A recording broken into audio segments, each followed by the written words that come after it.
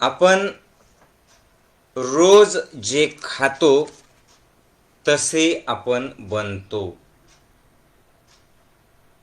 आपण काय खातो, किती खातो आणि कसं खातो, कोणत्या वातावरणात खातो, या सर्व गोष्टी खूप महत्त्वाच्या आहेत. जसा आहार तसं जीवन असतं. तुम्ही गंमत बघितली का? आहार आणि आजार हे जे दोन शब्द आहेत ना, याच्यामध्ये एक आहार आणि दुसरा आजार. गंमत बघा, याच्यातलं फक्त एक एक अक्षर वेगवेगळं आहे. आहार आणि आजार, काहीतरी तर असेल त्याच्यामध्ये. आहार व्यवस्थित नसेल तर आजार येतात. जर समजा तुम्हाला आजार नको असतील, आणि मी कुठल्या आजाराविषयी बोलतोय? शारीरिक आजार, मानसिक आजार, किंवा आपल्या घरातलं वातावरण, त्या वातावरणासंबंधी सुद्धा मी बोलतोय. कारण घरातलं वातावरण जर आजारी असेल तर त्याचा परिणाम सुद्धा आपल्या मनावरती होतो. मग जर तुम्हाला तुमच्या सर्व आजारांमधून मुक्त व्हायचं असेल तर सर्वात सोपा उपाय आहे आहार शुद्धी. आहार शुद्धी जर झाली तरच आजार मुक्त तुम्ही जीवन जगतात आणि आरोग्याची शुद्धी होऊन स्वास्थ्य प्रत्येक क्षणात तुम्ही अनुभवू शकतात. काय खायला पाहिजे? तुम्ही सात्विक अन्न घ्यायला पाहिजे. यस, पण सात्विक अन्न तर घ्यायला पाहिजेच, पण ते सात्विक अन्न सुद्धा किती प्रमाणात घ्यायला पाहिजे, कशा पद्धतीने तयार करायला पाहिजे आणि खाताना कशा पद्धतीने खाल्लं पाहिजे, याच्यावरती सुद्धा आरोग्य आपलं अवलंबून आहे. दुर्दैव आज असं आहे की आपण दवाखान्यात जाऊन जेवढे इलाज करतोय ते सगळे इलाज आजारी पडून झाल्याच्या नंतर त्या आजारांवर कंट्रोल करण्यासाठीची इलाज आहेत. तुम्ही बघा, आजार दूर करण्यासाठीची इलाज नाही आहेत फारसे. हा फरक समजून घ्या. तुम्हाला डायबिटीज झाला किंवा तुम्हाला ब्लड प्रेशर झालं किंवा एकदा अटॅक येऊन गेला किंवा थायरॉइड जर तुम्हाला असेल तर या सगळ्या आजारांना कायमच दूर करणारा इलाज तुम्हाला तिथे मिळणार नाहीये. आयुष्यभर मरेपर्यंत गोळ्या घ्या, जगण्यासाठी गोळ्या, श्वास घेण्यासाठी गोळ्या, हृदय चालण्यासाठी गोळ्या, रक्तदाब नॉर्मल राहण्यासाठी गोळ्या, रक्तातली साखर नॉर्मल राहण्यासाठी गोळ्या, डोकं शांत राहण्यासाठी गोळ्या, जगण्यासाठी गोळ्या आणि मरण्यासाठी गोळ्या. का? कारण हे सर्व आजार आल्याच्या नंतर आजारांवर कंट्रोल करण्याचे उपाय आहेत. आणि प्लीज एक क्षण थांबा एका ठिकाणी आणि स्वतःला हा प्रश्न विचारा की खरंच तुम्हाला आजार आल्याच्या नंतर आजार कंट्रोल करणं हेच करत राहायचं आहे आयुष्यभर, की तुम्हाला स्वास्थ्य पाहिजे? अध्यात्म, नामस्मरण, आपलं ज्ञानयोगाचं शिबिर, आपलं ध्यानयोगाचं शिबिर, ध्यान, प्राणायाम, याचं महत्व लोकांना का कळत नाही माहिती? कारण ह्या सगळ्या गोष्टी किंवा साधी आहार शुद्धी जी आज मी तुम्हाला थोडक्यात सांगणार आहे, ही आहार शुद्धी सुद्धा तुम्हाला रोग येऊच देत नाही, म्हणून तुम्हाला त्याचं महत्व नाही. जसं आई घरात असेल ना तर आईचं महत्व राहत नाही, बाबा असतील तर बाबांचं महत्व आपल्याला राहत नाही. पण जेव्हा ते जातील निघून आपल्याला सोडून, मग ते घराचं जे खालीपण आहे ना ते घर खायला उठतं. मग कळतं, रे ही व्यक्ती एवढी महत्वाची होती पण ती असताना आपल्याला कळालं नाही. आज जे एवढे सगळे मल्टी स्पेशालिटी हॉस्पिटल्स निघतायत हे दाखवत आहेत की तुम्ही शिकलेले आहात, हे दाखवतायत की तुम्ही सगळे लोक ज्ञानी आहात, पुस्तकी ज्ञान घेतलेले, पण तुम्हाला शारीरिक किंवा तुम्हाला मानसिक स्वास्थ्याबद्दल जाणीव नाहीये. तुम्ही त्याच्याबद्दल विचार करत नाहीयेत. कदाचित माझं बोलणं लागेल, पण जर तुम्ही त्याच्याबद्दल विचार केला असता, स्वास्थ्याबद्दल विचार केला असता, तर तुम्हाला गोळ्या घ्यायची गरज नसती पडली. म्हणून आजचं जे मी काही तुम्हाला सांगणार आहे हे पक्क लक्षात ठेवा. हे आजार यायलाच नाही पाहिजे याच्यासाठीची साधी सोपी आयडिया आहे. आणि म्हणून हे तुमच्या लहान मुलांनी, आजी आजोबांनी, तुम्ही स्वतः, तरुणांनी आणि कोणत्याही क्षेत्रातल्या व्यक्तींनी एक छोटासा बदल जर आहारात केला तर त्याला आजार येणार नाहीत. कारण आहारातूनच आजार निर्माण होतात. आणि आहाराची शुद्धी झाली तर शरीराची शुद्धी, मनाची शुद्धी, वाचेची शुद्धी, दृष्टिकोनाची शुद्धी, घरातल्या वातावरणाची शुद्धी, पर्यायाने समाधानी, सात्विक, आनंदी आणि शांततामय जीवन तुम्ही जगू शकता.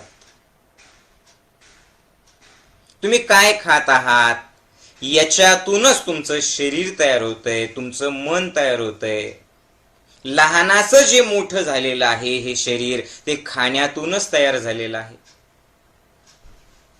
आणि त्याच्यामुळे तुम्ही तुमच्या आत काय टाकत आहात अत्यंत जागरूकता पाहिजे. तुम्ही खूप जागरूक पाहिजे. प्रत्येक घास खाताना तुम्ही जागरूक पाहिजे. तुम्ही सात्विक जेवण जरी करत असाल तरी ते किती खातात याच्याबद्दल तुम्ही जागरूक पाहिजेच. कारण जेवण जरी सात्विक असेल आणि जर ते जास्त प्रमाणात खाल्लं तर त्याचं विष बनतं आणि ते विष तुमच्या शरीरात वेगवेगळे आजार निर्माण करतात. साधी गाडी, साधी गोष्ट आहे. तुमची गाडी चालू होत नाही म्हणून तुम्ही चोक जर दाबला आणि तो चोक जर चालूच राहिला तर पेट्रोल जर गाडीतलं जास्त फ्लोनी गेलं ना तर गाडी बंद पडून जाते. ती गाडी तुम्हाला सूचना देत असते. तुम्ही जर गाडीतलं थोडंसं साधी मोटरसायकल किंवा साधी आपली ऍक्टिव्हा जरी तुम्ही बघितली, चोक चालू करून ठेवा आणि गाडी चालवा, थोडं पुढे गेला ना फट फट फट आवाज करत राहते. आपण तर दिवसभर फट फट फट आवाज नको तिथून करत राहतो. हे आवाज तुम्हाला सांगतायत की बाबा रे, तू जास्तीचं जेवण करतो. पण जास्तीचं जेवण का करतो? ज्यावेळेस जेवण झालं ना आपलं, की जेवण झाल्याच्या नंतर आपण ठरवतो आता नेक्स्ट टाइम कमी जेवायचं. बरं, तुम्हाला सुद्धा माहितीये की आपल्याला कमी लागतं आणि तुम्ही म्हणतात सुद्धा की तुम्हाला कमीच खायचंय. कधीपर्यंत?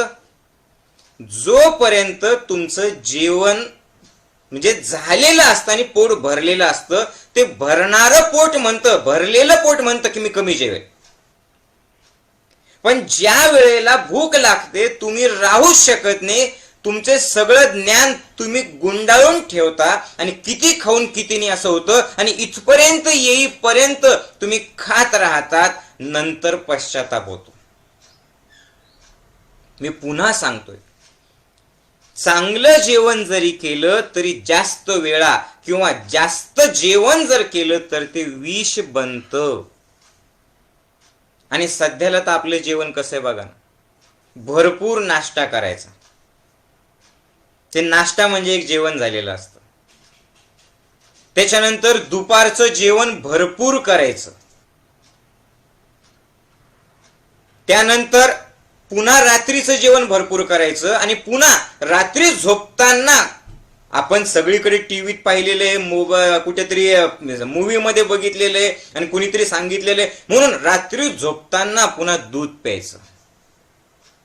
तुम्ही एकदा विचार करा, अरे दूध हे तर स्वतःच एक अन्न सांगितलेलं आहे. म्हणजे एकदा जर तुम्ही एक ग्लास दूध घेतला ना तर वेगळं काही घ्यायची गरज नाही तुम्हाला. असं आपल्या भारतात सांगितलेलं दूध हे पूर्ण अन्न सांगितलेलं आहे. आणि तुम्ही जेवण झाल्याच्या नंतर दूध घेतात म्हणजे डबल जेवतात. आणि या 4 वेळेला 5 वेळेला जेवणाच्या मध्ये कितीतरी वेळेला तुम्ही चहा घेतात. कितीतरी वेळेला तुम्ही मध्ये दूध घेतात, स्नॅक्स घेतात, वेगवेगळ्या कुठे बाहेर गेले तर पाणीपुरी खाऊन येतात, समोसा किंवा कचोरी याला तर तुमची गिनतीच नसते. तुम्ही सांगा आता मला की एवढं जर भरलं, तुमच्या खाण्यावरतीच जर कंट्रोल नसेल तर कसं आरोग्यावर कंट्रोल राहील? तो म्हणतात माऊलीजी आमचं खाणं काढता तुम्ही. मी सांगतोय होय, मी तुमचं खाणं मुद्दाम काढतोय, कारण खाणं काढल्याशिवाय शरीर आणि मन चांगलं होणार नाही. खाणं काढलं पाहिजे असंही की कुणीतरी तुम्हाला दाखवून दिलं पाहिजे की तू किती खातोय, आणि असंही खाणं काढलं पाहिजे. हे कुत्र्याला कळतं, गाईला कळतं, सगळ्या प्राण्यांना कळतं. आजारी जर पडलं ते कुत्रं किंवा ती गाय किंवा तो बैल किंवा कुठलाही प्राणी, तर ते खाणं काढतात. बघा, खूप सोपा उपाय हा. ते काय करतात? खाणं काढतात. ते एक गवत खातात आणि त्यांचं सगळं जे पोटातलं आहे ते काढून फेकतात आणि 2 दिवस काही खात नाही. तुम्ही जबरदस्तीने द्या त्यांना तरी सुद्धा ते ढोंकून बघणार नाही, कारण निसर्गातल्या प्रत्येक प्राण्याला माहितीये खाणं काढल्याशिवाय आणि 2 दिवस चिंतन केल्याशिवाय, उपवास केल्याशिवाय आरोग्य चांगलं राहत नाही. हे नको असेल तर गोळ्या घ्या, गोळ्या घेत आयुष्य जगा. आणि आयुष्यभर आज लोक जेवण त्यांचं जे असतं ना, ते जेवण करण्याच्या अगोदर गोळ्या, जेवण झाल्याच्या नंतर गोळ्या, म्हणजे गोळ्यांचं जेवण करतात. तुम्ही जर नाश्ता भरपूर केला सकाळी सकाळीच तर आळस येणारच. त्याच्यातही जर डेअरी प्रॉडक्ट किंवा बेकरीचे प्रॉडक्ट किंवा बिस्किट जर खाल्ले तर 100% आळस येणार. तुम्ही जर जितके जास्तीत जास्त डेअरी प्रॉडक्ट खा, तुम्ही डेअरी प्रॉडक्ट जर खाल्ले, तुम्ही जर कंटिन्यू जर मांसाहार केला, अरे तुमचा सोरायसिस किंवा तुमची सर्दी किंवा तुमचा दमा, तुम्ही कोणतंही औषध घ्या, दूर होणार नाही. अगोदर त्याच्यासाठी डेअरी प्रॉडक्ट कमी करा, बंद करा. आज विषय तो नाही. आज आपला विषय की खाण्यावर कंट्रोल ठेवून, किती खायला पाहिजे, चांगलं आरोग्य ठेवून, खाण्यावर कंट्रोल ठेवून आरोग्यावर कंट्रोल कसं करायचं. आपण नाश्ता भरपूर खातो, आळस येतो. दुपारचं जेवण बघा, तुम्ही प्रत्येक वेळेला जर मी तुम्हाला विचारलं की जेवण कशासाठी करता, तुम्ही लगेच उत्तर देतात एनर्जी मिळण्यासाठी आम्ही जेवण करतो माऊलीजी, आणि स्वास्थ्य मिळण्यासाठी जेवण करतो. तुम्हीच मला सांगा, दुपारचं जेवण केल्याच्या नंतर तुम्हाला एनर्जी तर मिळत नाहीच, लगेच डुलकी लागायला लागते, झोप लागायला लागते, आणि स्वास्थ्य ते मिळत नाहीच, त्याच्यापासून आजार येतात. रात्रीचं जेवण जर भरपूर केलं, उशिरा केलं, तर रात्री झोप लागत नाही, म्हणजे प्रत्येक जेवणातून आजारच. बघा तुम्ही, जी अनेकांची रात्रीची झोप लागलेली आहे ना, अरे तुमचा विश्वास असो नसो, रात्रीची झोप ज्यांना ज्यांना नाही लागत, ज्यांचे गोळ्या घेत जगतात, साधा प्रयोग करून बघा. दिवसभर कामं करायचे, सकाळी फिरून यायचं, रात्रीचं जेवण तुम्ही अगोदर करावं 8 वाजेच्या अगोदर, आणि रात्रीचं दूध पिणं नुसतं बंद करा. जेवण 8 वाजता झालं ना, काहीच खायचं नाही, काहीच नाही खायचं. पाणी सुद्धा नुसतं एक अर्धा ग्लास प्या, तुम्हाला शांत झोप आपोआप लागायला लागेल. हे करून बघा, केल्याशिवाय तुम्हाला हे कळणार नाही. किती तुम्ही चहा, किती स्नॅक्स, किती कॅडबरी, किती काय काय तुम्ही ते आलू भुजिया आणि हे टीव्हीत पाहता आणि ते आणून ठेवता, आणि पुन्हा 2 जेवणाच्या मध्ये मध्ये ते खात राहता. मग तुम्ही मला सांगा, शरीराला विश्रांती पाहिजे का नाही पाहिजे? या पोटाला विश्रांती पाहिजे की नाही पाहिजे? तुम्ही 2 रात्र झोपू नका, 3ऱ्या रात्री चक्करून खाली पडतात. का बरं?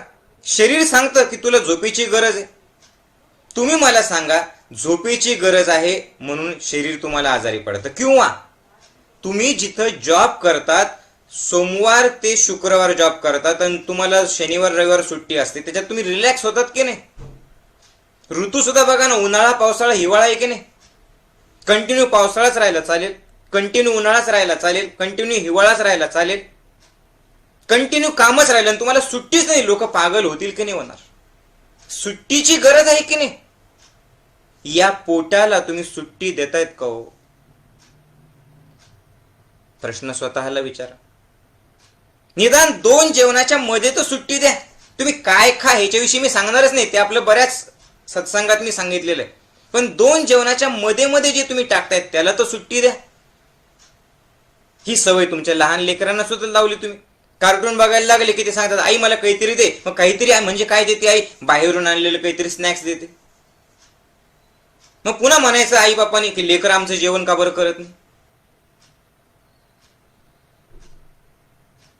ही जी रोगप्रतिकारक क्षमता तुमची कमी झालेली आहे ना, याचं कारणच आहे की तुम्ही खूप वेळेला भरता. पोटाला वेळच देत नाही तुम्ही रिलॅक्स व्हायला. आपले डोळे बघा, तुम्ही माझ्याकडे बघताना डोळे असे असे असे मध्ये मध्ये मध्ये ब्लँक होतात, ब्लिंक होत आहेत. करा प्रयोग. 4 मिनिटं 2 मिनिटं डोळे ब्लिंक करायचेच नाही, नुसतं बघत राहायचं. तरी सुद्धा डोळ्यातून पाणी येईल की नाही? का बरं? ते ब्लिंक होणं म्हणजे विश्रांती मिळणे डोळ्याला.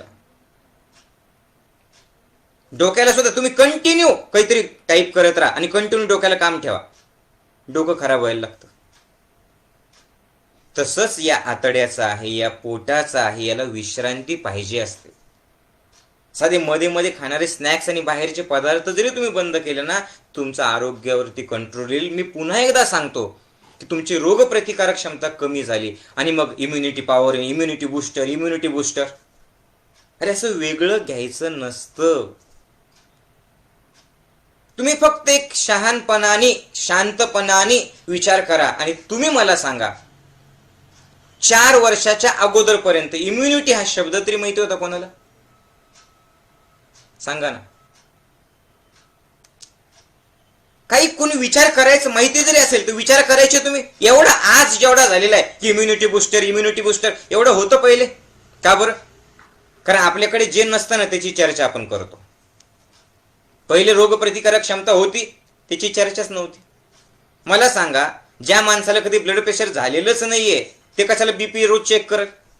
बीपीचा कशाला विचार करेल? ते ज्याला डायबिटीस नाहीये ते रोज शुगर रोज कशाला चेक करेल? ज्याचं रोगप्रतिकारक क्षमता चांगली आहे ते कशाला रोगप्रतिकारक क्षमतेबद्दल बोलेल? या 4 वर्षातच का बरं एवढी रोगप्रतिकारक क्षमता आपली कमी झाली?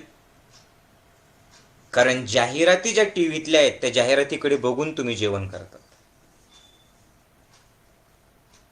मी जी सुरुवातीची प्रार्थना घेतली ना, अन्नपूर्णे सदापूर्णे शंकर प्राणवल्लभे ज्ञान वैराग्य सिद्ध्यर्थम भिक्षांदेहीचे पार्वती, या 2 ओळींमध्ये तुमच्या आरोग्याचं गणित आहे. ही प्रार्थना रोज जेवणाच्या अगोदर म्हणा. त्याचा अर्थ मी सांगणार तुम्हाला. पण तुमची रोगप्रतिकारक क्षमता सुद्धा बाहेरून काही बूस्टर घेऊन होत नसते.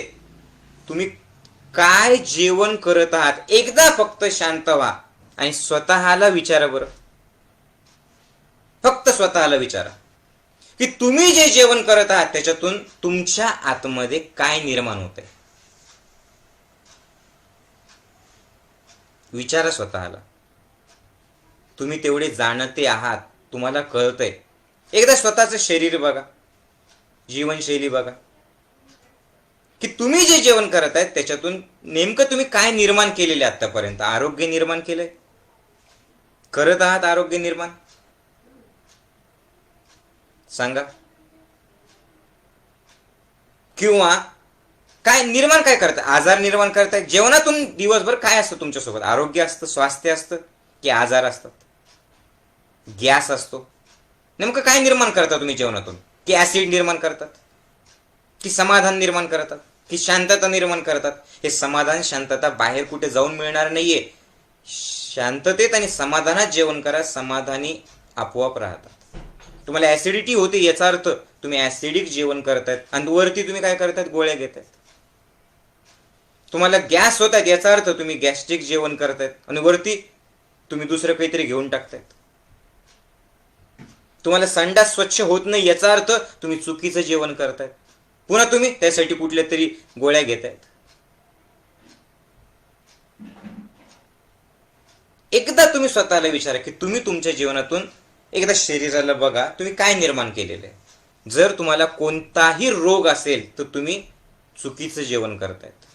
जर तुमचं मन शांत राहत नसेल, जर दिवसभर ढेकरा येत असतील, जर तुम्हाला ऍसिडिटी असेल, जर तुम्ही सारखी चिडचिड होत असेल, याचा अर्थच आहे की तुम्ही चुकीचं जेवण करताय. तुमचं जेवणावर कंट्रोल नाहीये.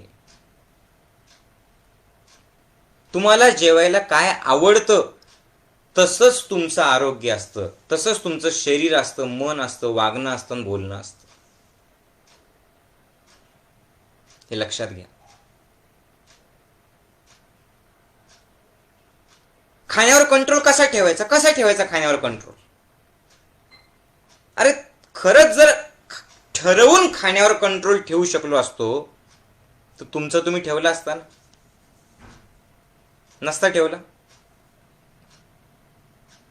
कारण तुम्ही रोज ठरवतात की खाण्यावर कंट्रोल ठेवायचा आहे. माऊलीजी ठरवतात की नाही ठरवत सांगा मला. पण ज्या वेळेला जेवायला बसतात त्यावेळेला भान राहतं तुमचं? कंट्रोल राहतो? नाही राहत. का नाही राहत? नीट ऐका. ज्या व्यक्तीचा स्वतःच्या मनावर कंट्रोल नसतो त्याचा त्याच्या जेवणावर कंट्रोल नसतो, आणि ज्या व्यक्तीचा त्याच्या जेवणावर कंट्रोल नसतो त्याचा त्याच्या आरोग्यावर कंट्रोल नसतो.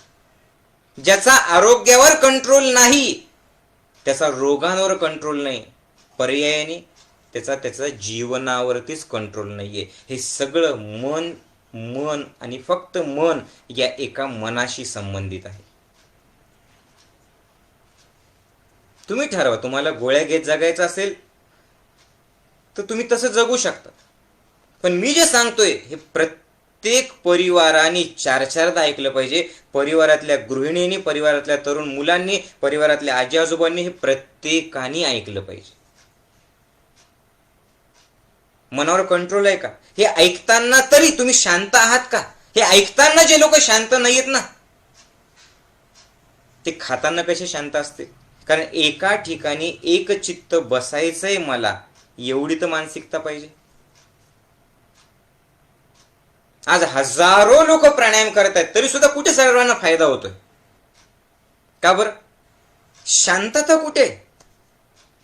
अरे म्हणून तर पतंजली ऋषींनी सांगितलेले, तुम्ही बघा अष्टांग योग जे आहेत, यम नियम आसन आणि मग प्राणायाम आहे.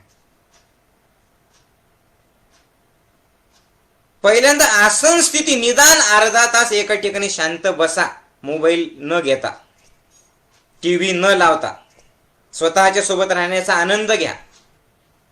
काहीच नाही तुमच्याकडे, तुम्ही एकटे आहेत आणि चेहऱ्यावरती स्माईल आहे.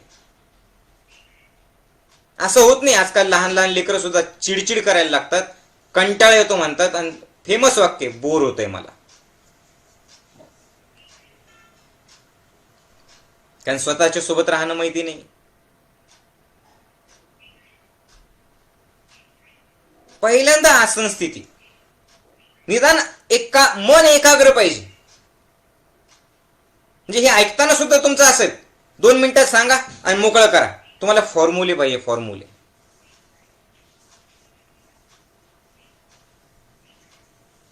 पहिल्यांदा शांत व्हा, कारण मन शांत झाल्याशिवाय खाण्यावर कंट्रोल राहू शकत नाही. हे पक्क लक्षात ठेवा. जिभेवर ज्याचा कंट्रोल नाहीये ना त्याचा आरोग्यावरती कंट्रोल नसतो. तुम्ही वेगवेगळे शिबिरं केलेले असतील, तुम्ही योग शिक्षक असताल, तुम्ही ध्यान प्राणायाम रोज करत असताल, तुम्ही रोज पूजा अर्चा करतायत, पण एक गोष्ट पक्की लक्षात ठेवा, खाण्यावर कंट्रोल नाही याचा अर्थ तुमच्या मनावर कंट्रोल नाहीये. आध्यात्मिक आध्यात्मिक आध्यात्मिक म्हणजे काय हो? कीर्तन ऐकणं म्हणजे आध्यात्मिक, किंवा कीर्तन करणं म्हणजे आध्यात्मिक? मंदिरात जाऊन दर्शन घेऊन येणं म्हणजे आध्यात्मिक, किंवा रामराम करणं म्हणजे आध्यात्मिक? मी पहिल्यांदा सांगतो, आध्यात्मिकतेचं पहिलं चिन्ह आहे तुमच्या जिभेवर कंट्रोल असणं.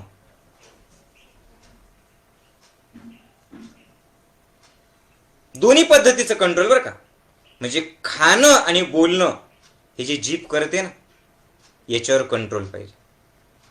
आणि जिभेवर ज्याच्या कंट्रोल नाही, म्हणजे खाणं आणि बोलणं याचा ज्याच्यावर कंट्रोल नाही, ते दोन्ही गोष्टी तुम्हाला संकटातच नेतात. तुमचे भांडणं जिभेमुळेच झालेले, तुम्हाला येणारे आजार हे देखील जिभेमुळेच झालेले. कारण नाहीतरी आजपर्यंत शरीराला काय आवश्यक आहे ते आपण खात नाही, आपण जिभेला काय आवडतं तेच खातो. बघा तुम्ही, आणि हे बघा किती बारकाईने आपण भारतात आहोत याचा किती कसा अभिमान पाहिजे बघा. मी जे सांगितलं की जिभेवर कंट्रोल असणं हे आध्यात्मिकतेचं पहिलं लक्षण आहे.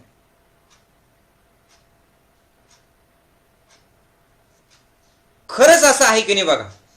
भारतातले कोणतेही उत्सव किंवा सण जर बघितले, कुठल्याही धर्माचे सण जर बघितले, तर ते सर्व धर्माचे सण ज्या दिवशी उत्सव आहे, ज्या दिवशी आनंद आहे, त्या दिवशी उपवास करायला सांगितलेला आहे की नाही तुम्ही सांगा.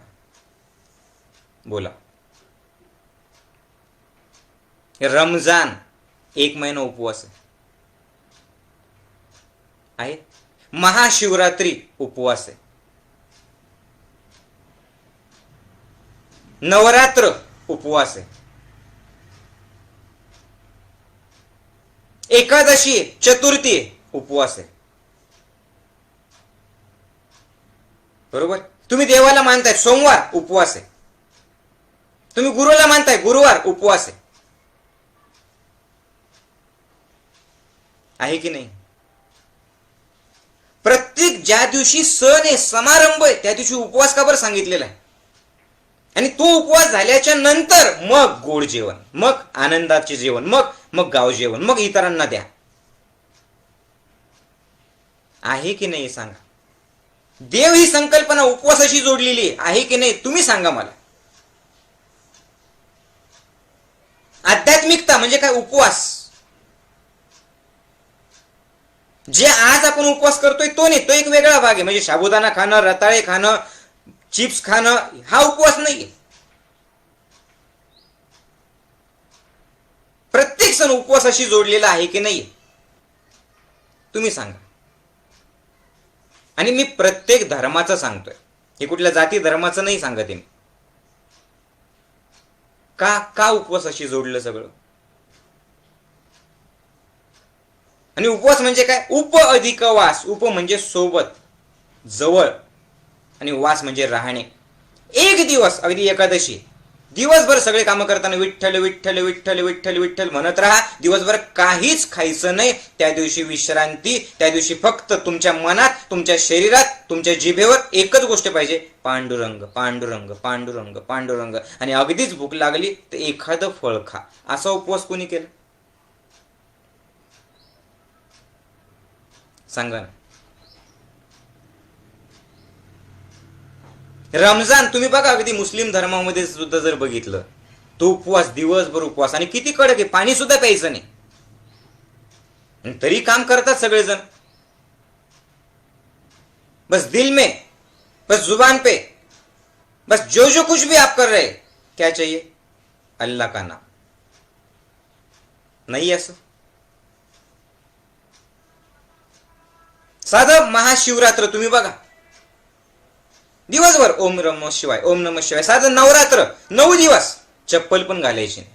आज ते फॅशन म्हणून करतो आपण, पण त्याग करायचा. आणि दुसरं काय, 9 दिवस उपवास. एकच जय माता दी, जय माता दी, जय माता दी, जय माता दी. आणि नुसतं जय माता दी म्हणा, तुमचं मन भरतं, तुमचं पोट भरतं, एक एनर्जी येते.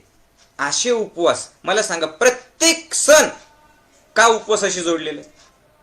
चतुर्थी का दिवसभर उपवास, आणि रात्री चंद्राला बघायचं आणि त्याच्यानंतर ती चतुर्थी सोडायची. दिवसभर उपवास. तुम्ही कुठे उपवास करता हो दिवसभर. तुम्ही खाण्यातला बदल म्हणजे उपवास हे समजलेलं आहे, आणि म्हणून तुम्ही आजारी पडताय.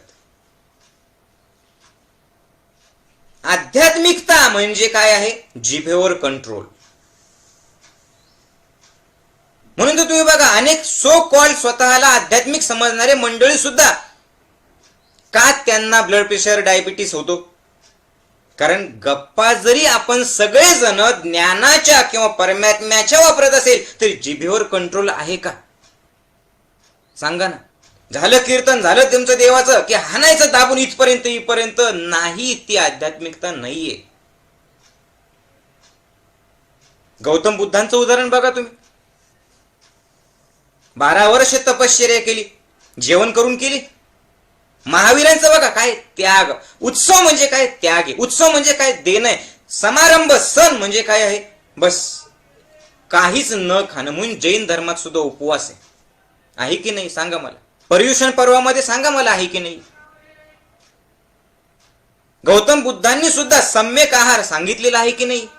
तुम्हीच सांगा मला.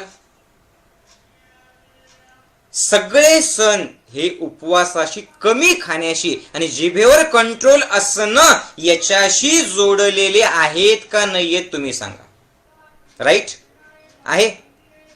म्हणजे काय आहे, त्यांना हे माहिती होतं की तुम्ही जर कमी खाल्लं देवाच्या निमित्ताने का होईना, तर तुम्ही जास्त दिवस जास्त चांगल्या पद्धतीने आणि आरोग्य संपन्न जीवन जगू शकता. हे त्यांना माहिती होतं. तुम्ही ज्या वेळेला कमी खाता त्यावेळेला जास्त जगतात, कमी खातात जास्त ऊर्जा असते, कमी खातात तुम्ही स्वतःच्या सोबत राहतात, कमी खाल्लं ते आरोग्य चांगलं राहतं. समजलं? ज्यावेळेस पोट फुल असतं, ज्यावेळेस पोट जड असतं त्यावेळेला डोकं सुद्धा फुल आणि जड असतं. पोट फुल, डोकं विचारांनी फुल. पोट जड, डोकं सुद्धा जड पडतं आणि झोप लागते. याला सायंटिफिक कारण काय आहे? ते म्हणजे तुमच्या मेंदूला सगळ्यात जास्त एनर्जी लागते, जास्त रक्त लागतं आणि तुम्ही भरपूर जेवण केलं की दिवसभर ते अन्न पचवण्यासाठी मेंदूकडचं रक्त वापरावं लागतं. कशाला? तुमच्या पोटाला. मग डोकं कसं चालेल? झोप येणारच, आळस येणारच, डोकं खराब होणारच, मायग्रेनचा त्रास होणारच. वरतून तुम्ही झंडूबाम लावतात.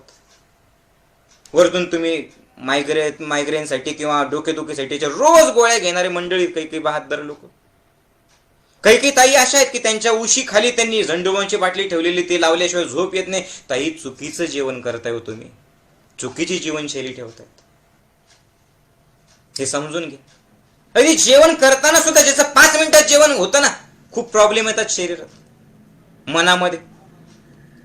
आपण इंग्लिशमध्ये ऐकलेलं, slow and steady wins the race. जेवण सुद्धा स्लोली व्हायला पाहिजे, सावकाश व्हायला पाहिजे. हे असं जेवण तुम्ही करा. शरीर ज्याचं रिलॅक्स पाहिजे असेल ना, तुम्हाला शारीरिक स्वास्थ्य पाहिजे असेल ना, तर मानसिक स्वास्थ्य पाहिजे. शरीर जर तुम्हाला रिलॅक्स पाहिजे असेल तर सगळ्यात महत्वाचं रिलॅक्स मनाने जेवण करा.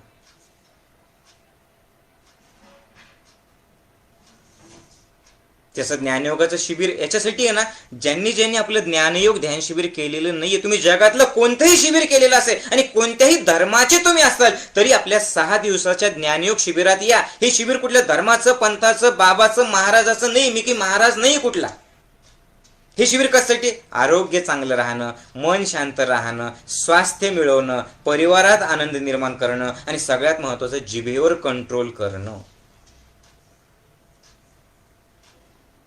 जिभेवर कंट्रोल कशावरती होतो? जिभेवर कंट्रोल करण्याचा प्रयत्न करून होणार नाही. दुर्दैव आज असं आहे, लक्षपूर्वक ऐका, की अनेक असे शिकलेले मंडळी आहेत की जिभेवर कंट्रोल करण्यासाठी त्यांनी त्यांच्या आतड्याला शिवून घेतलेले, त्यांचं ऑपरेशन केलेलं आहे. आतड्यात इतकीच जागा राहते आणि ते काय म्हणतात, याच्यामुळे कमी जेवण जातं. मला आश्चर्य वाटतं या लोकांचं. त्यांनी आतड्याचं ऑपरेशन करून टाकलं कमी जेवण जाण्यासाठी. हे नैसर्गिक आहे का? तुम्ही सांगा मला. जर तुम्हाला तुमच्या उंचीनुसार, उंचीच्या 6 पट आतडं आपलं असतं, ज्याचं 6 फूट उंची, त्याचं 36 फूट आतडं आहे. जर निसर्गाला तुमच्यापेक्षा माझ्यापेक्षा जास्त कळतं की नाही कळत? जर 32 ते 36 फूट एवढं लांब आतडं त्यांनी तुम्हाला जर गरज नसती तर दिलं असतं का? नसतं दिलं. तुम्हाला हार्निया होतो याचा अर्थ काय आहे? तुमच्या जिभेवर तुमचा कंट्रोल नाही. ज्या सॉकेटमध्ये ते आतडं बसलेलं असतं ते बाहेर येतं लोकांचं. का बरं? नुसतं खायचं बसायचं, खायचं बसायचं, चुकीचं जेवण करायचं. तुमचं वाढलेलं वजन सांगताय तुमच्या जिभेवर कंट्रोल नाही, तुमचे आजार सांगताय तुमच्या जिभेवर कंट्रोल नाही.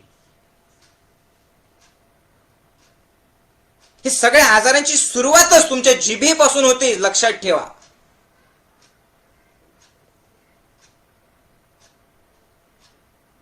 हे समजून घ्या आणि प्रत्येक वेळेला मी काय करतोय, माझ्या घरात कसं आहे, मी काय खातोय हे चेक करत राहा.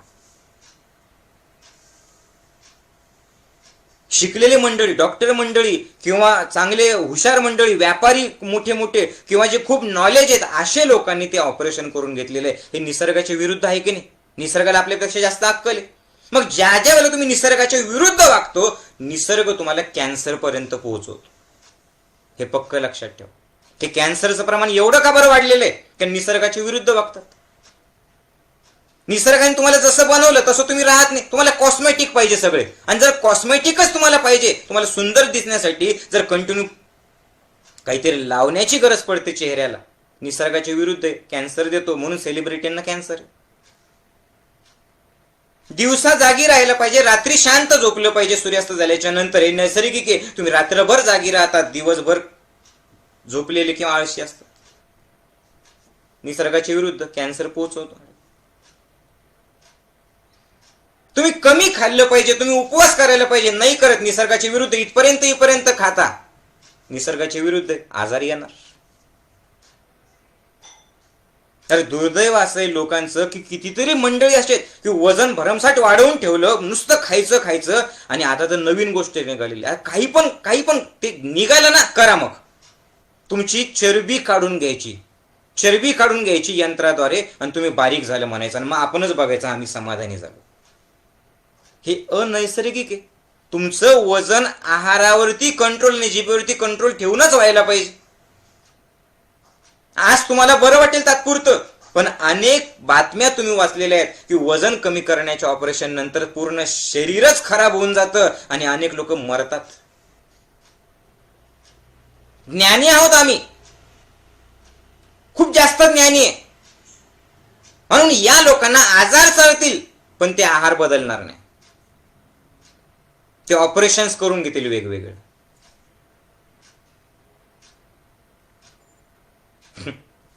बघा तुम्ही, आजार आणि आहार, आहार जिथे तुम्ही आहात ना तिथून जा, जे खाताय ना तिथून जा तुम्ही, आणि मी सांगतोय तसा आहार घ्या. हा आहार घ्या, हा, मग आजार येणार नाही. आहार जर बदलला तर.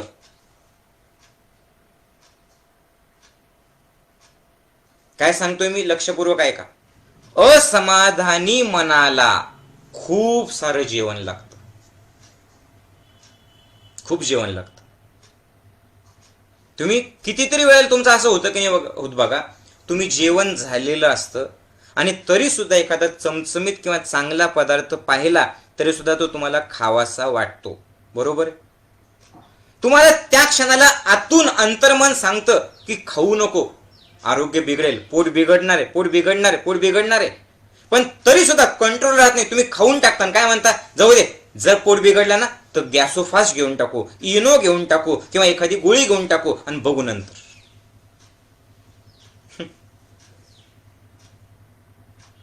विचार करा,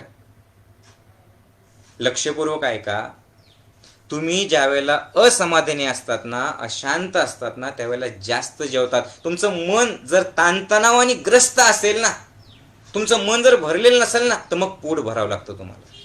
म्हणून तुम्ही बघा, मानसिक त्रास असेल, रुग्ण असतील, ताणतणाव असेल ना, त्यावेळेस जास्त जेवतात. मानसिक रोग्यांचं वजन याच्यामुळेच वाढतं. ज्यांनी आपलं ज्ञानयोग ध्यान शिबिर केलेलं आहे, निश्चित त्या प्रत्येकाला हे कळणार. जो खरा आध्यात्मिक आहे ना, त्या प्रत्येकाला हे कळणार की ज्यावेळेला आपलं 4 दिवसाचं साधना शिबिर किंवा ध्यान शिबिर असतं ना, तिथे सगळं असतं. तिथे काही उपाशी ठेवत नाही कोणी तुम्हाला, भरपूर जेवण असतं.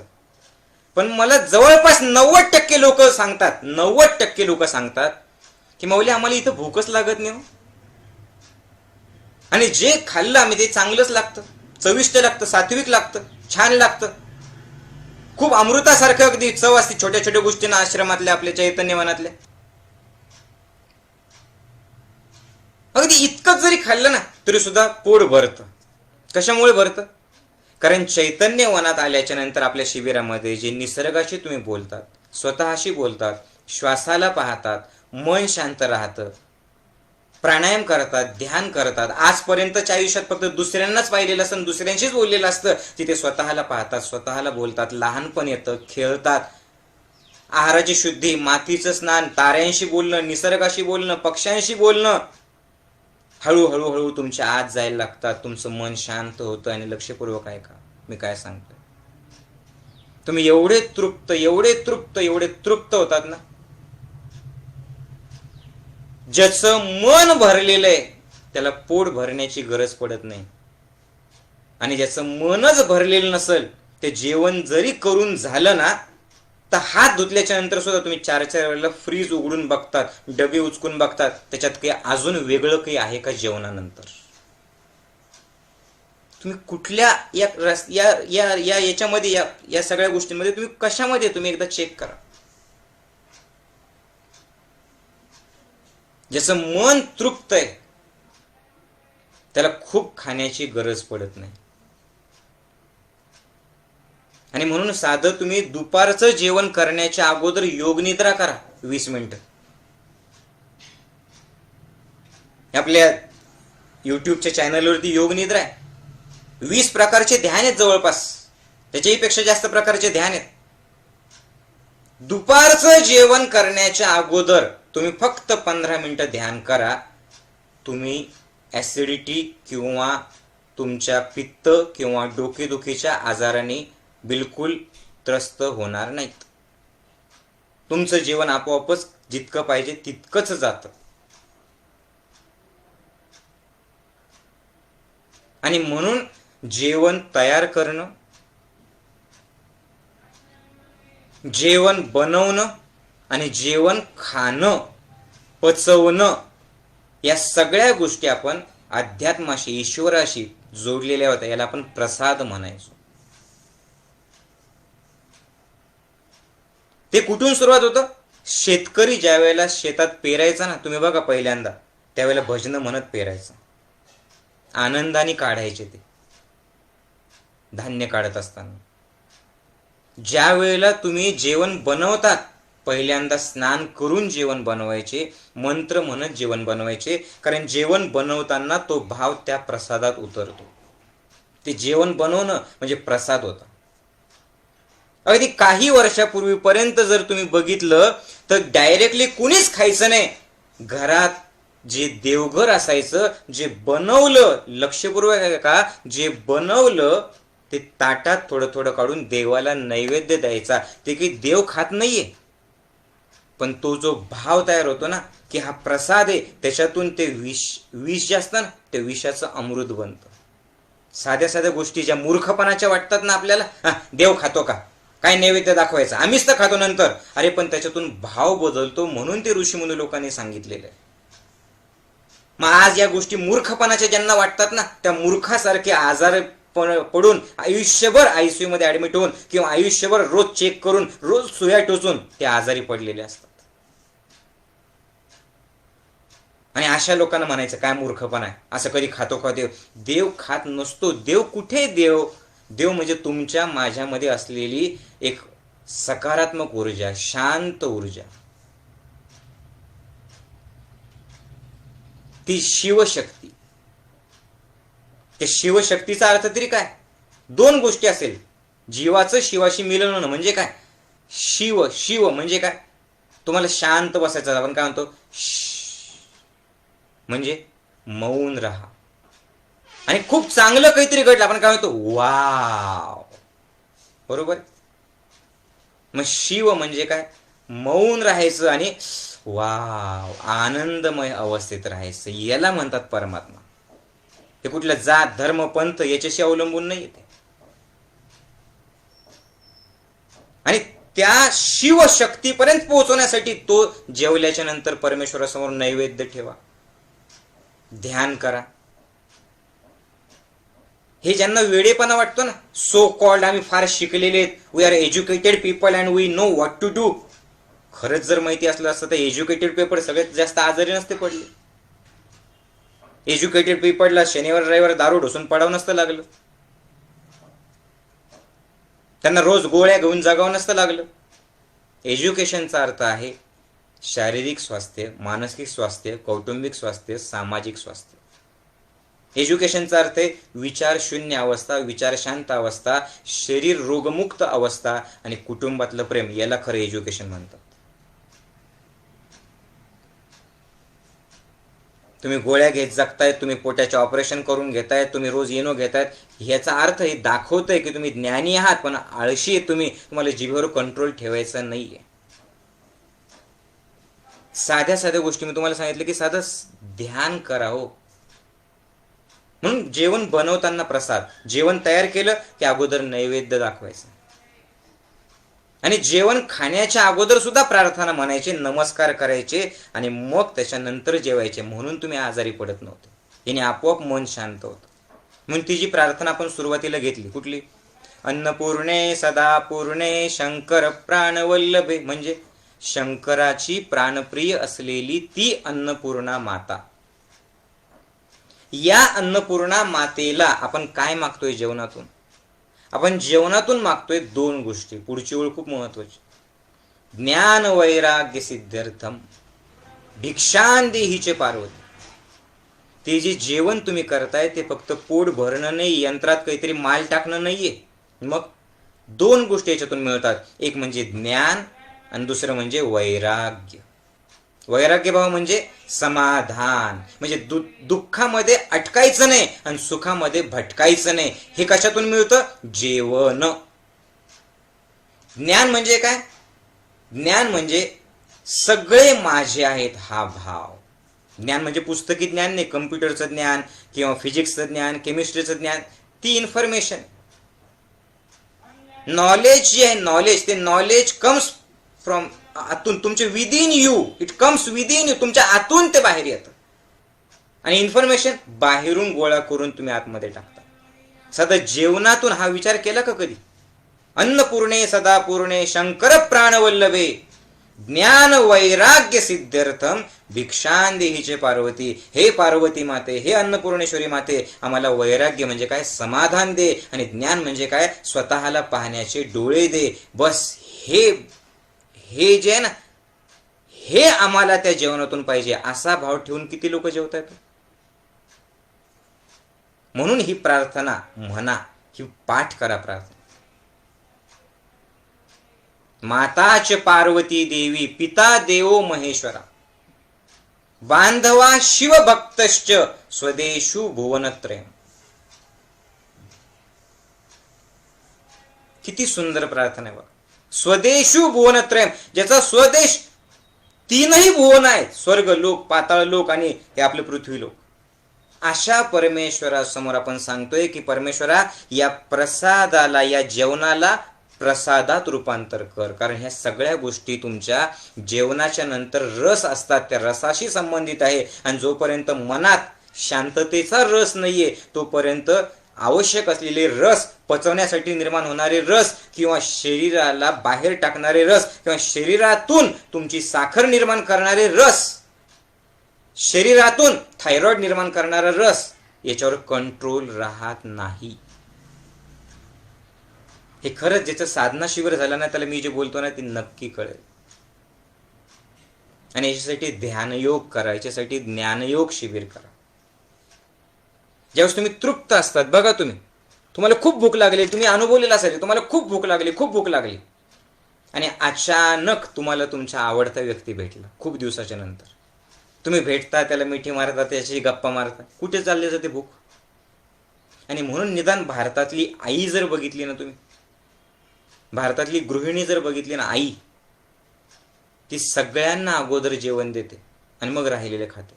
का बरं? मुद्दाम करत नाही ती, पण बाकीच्या लोकांचं जेवण झालं, त्यांच्या चेहऱ्यावरती आनंद बघितला ना, हिचं ही तृप्त होत. म्हणून आत्ताच्या काळातलं मला माहिती नाही, पण आपल्यासारख्या वयाचे जे 40-45 वर्षाचे वय, तुमच्या आई जर तुम्ही बघितल्या ना, त्या अर्धीच भाकरी खातात. बघा तुम्ही, ती एकच भाकरी खातील. म्हातारे लोक बघा एकच भाकरी खातील. का बरं? मन समाधानी. बस समाधानी मनाला ना खूप खावं लागत नाही. म्हणून जेवणावर कंट्रोल कसा करायचा? कंट्रोल करायचा असेल तर जेवणावर कंट्रोल करण्याचा प्रयत्न करून ते होत नाही. मन शांत ठेवा, मन तृप्त ठेवा.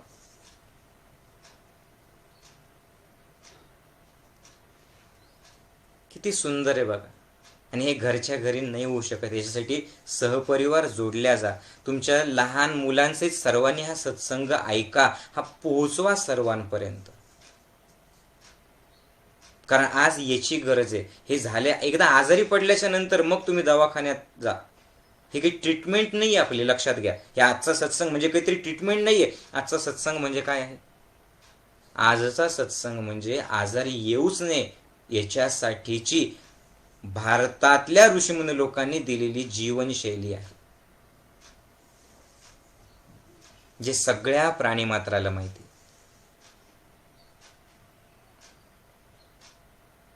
समाधानी मन, तृप्त मन, शांत मन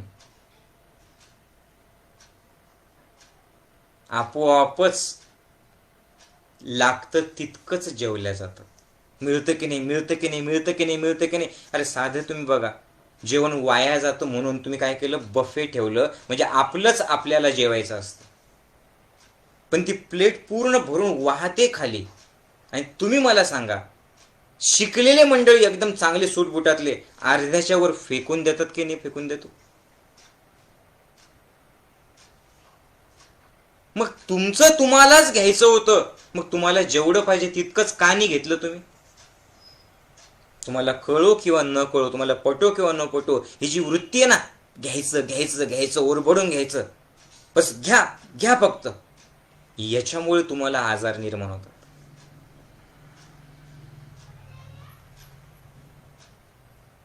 लागतं तितकंच घ्या ना, कुणाचंही लग्न असो, कुठलाही कार्यक्रम असो, लागतं तितकंच घ्या.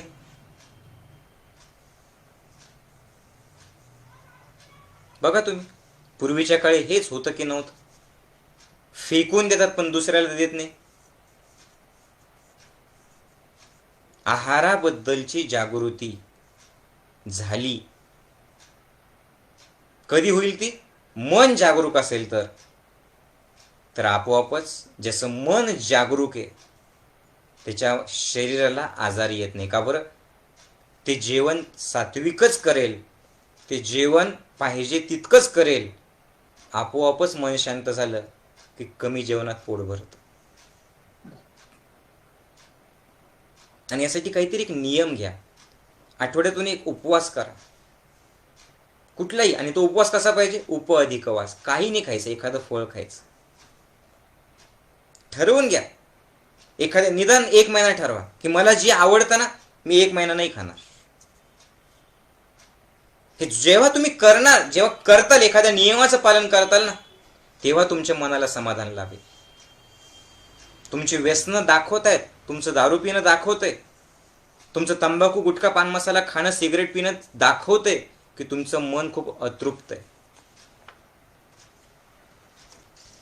तुम्ही समाधानी नाही आहेत. आज रोजच्या पेपरच्या बातम्या काढ, नातेसंबंधात बिघड. का बरं? एका व्यक्तीत समाधान नाही, एका घरात समाधान नाही, एका पोळीत समाधान नाही, म्हणून एका गोळीत समाधान होत नाही तुमचं. 4-4, 5-5 गोळ्या रोज घ्याव्या लागतात, रोज. आणि कुठे याचा इलाज ॲलोपॅथीमध्ये सांगा ना? याचा इलाज अध्यात्मात आहे. आणि अध्यात्म म्हणजे कुठली जात धर्म पंथ नाही. अध्यात्म म्हणजे मन शांत, जिभेवर कंट्रोल, सर्वांचं चांगलं व्हायला पाहिजे हा भाव, आणि प्रत्येकाविषयी प्रेम, आणि कुठलीच तक्रार नाही. आहे त्या संकटाला सामोरं जाण्याची तयारी, आणि जीवन भरभरून जगणं. आपण बघा ना काय करतो. काही काही लोक दुसऱ्याच्या चुका काढण्यातच गुंतलेले असतात, दुसऱ्याबद्दलच बोलताना त्यांना खूप आनंद होतो.